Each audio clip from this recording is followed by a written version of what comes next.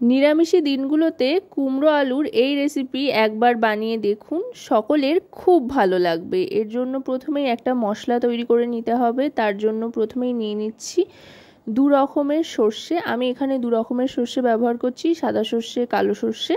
আপনারা চাইলে যে কোনো এক রকমেরও ব্যবহার করতে পারেন। দুটো সর্ষেই সমপরিমাণে নিয়ে নিলাম, এক চামচ করে। এবার নিয়ে নিচ্ছি বেশ খানিকটা মৌরি, এটাও এক চামচ মতো নিয়ে নিচ্ছি। এবার নিয়ে নিচ্ছি 5 ফোড়ন। এবার এগুলো একটু খালি খোলায় ভেজে নেব।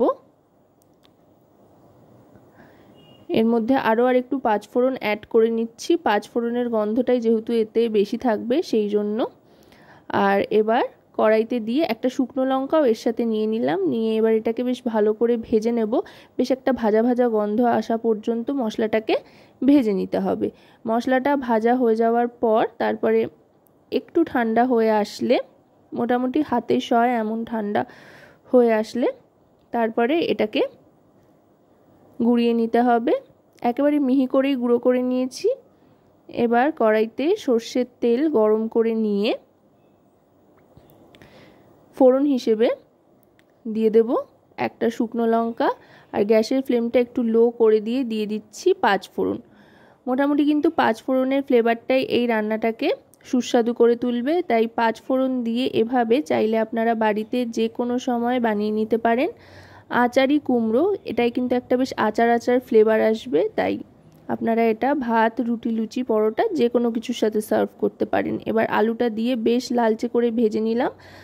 আলুটা একটু লালচে রং ধরে আসলে কুমড়োর টুকরোগুলো দিয়ে দেব।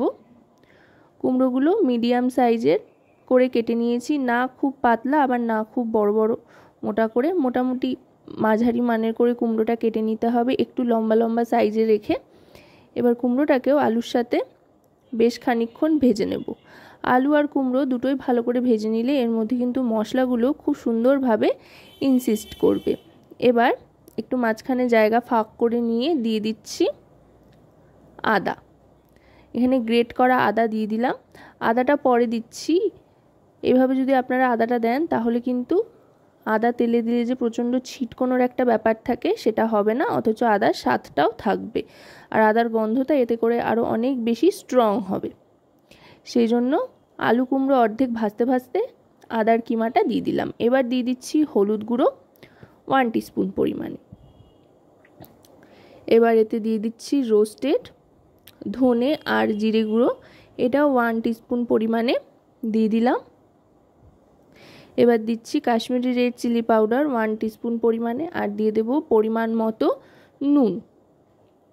এই রেসিপিটা বেশ একটু ঝাল ঝাল হয়, যেহেতু কুমড়ো তাই মিষ্টি মিষ্টি, ঝাল ঝাল, টক টক সমস্ত ফ্লেভারই যদি এর মধ্যে থাকে তাহলে দেখবেন কুমড়োর স্বাদটাই বদলে যাবে। কারণ কুমড়োর কিন্তু নিজস্ব তেমন কোনো স্বাদ হয় না।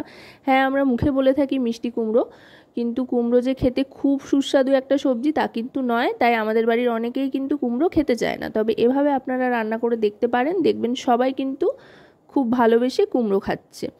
এবার একটু ঈষৎ উষ্ণ গরম জল দিয়ে দিলাম।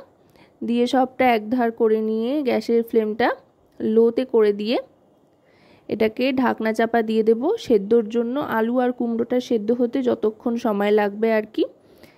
তার আগে কয়েকটা চেরা কাঁচা লঙ্কা দিয়ে দিলাম। লঙ্কার পরিমাণটা আপনারা আপনাদের স্বাদ অনুযায়ী কম বেশি করে নিতে পারেন।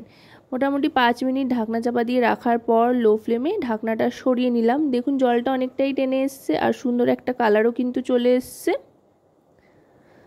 জলটা আরও একটু টানিয়ে নেওয়া অবধি এটাকে কষিয়ে নেব।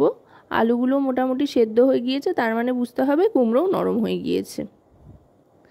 এবার দিয়ে দিচ্ছি চিনি। যেটা বলছিলাম, টক ঝাল মিষ্টি সব রকম ফ্লেভারই এর মধ্যে থাকবে। এবার এর মধ্যে দিয়ে দিচ্ছি 1 চা চামচ পরিমাণে আমচুর পাউডার, বেশ একটা টকটক ফ্লেভার আসবে।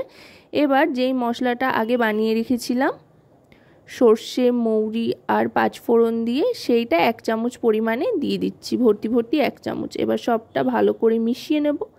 আশা করব রেসিপিটি আপনাদের ভালো লাগবে। ভালো লাগলে অবশ্যই রান্নাবাটি চ্যানেলটিকে সাবস্ক্রাইব করে লাইক, শেয়ার, কমেন্টের মাধ্যমে আমাদের পাশে থাকবেন। আর পাশে থাকা বেল আইকনটি অন করে নেবেন সবার আগে সমস্ত রকম নতুন রান্নার নোটিফিকেশান পাওয়ার জন্য। বেশ শুকনো শুকনো হয়ে আসলে তারপর এটাকে সার্ভ করে দেবো। আমি যেহেতু রুটি বা পরোটার সাথে খাওয়ার মতো করে বানিয়েছি তাই একটু শুকনো শুকনো করে বানিয়েছি।